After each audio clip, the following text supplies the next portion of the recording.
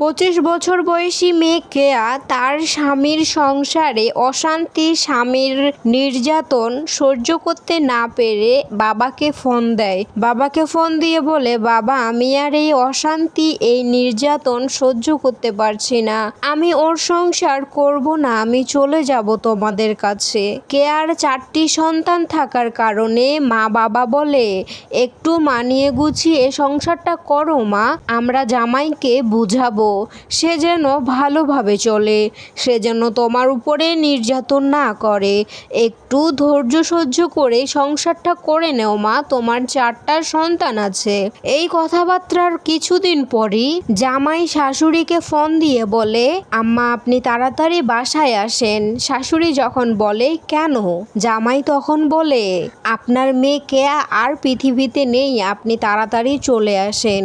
তারপর মা বাবা বাসায় এসে দেখে তাদের মেয়েকে হসপিটালে নিয়ে যাওয়া হয়েছে। তাদের মেয়ে রান্না করছিল, রান্না করতে করতেই কেয়াকে তার স্বামী গলা টিপে হত্যা করে শাশুড়িকে ফোন দিয়ে জানিয়ে কেয়াকে হসপিটালে ভর্তি করে স্বামী পালিয়ে যায়। মা বাবা যখন কেয়ার কাছে যায় তখন মা বাবা দেখে তাদের সন্তান কেয়া আর এই পৃথিবীতে নেই, তাদেরকে ছেড়ে অনেক দূরে চলে গিয়েছে।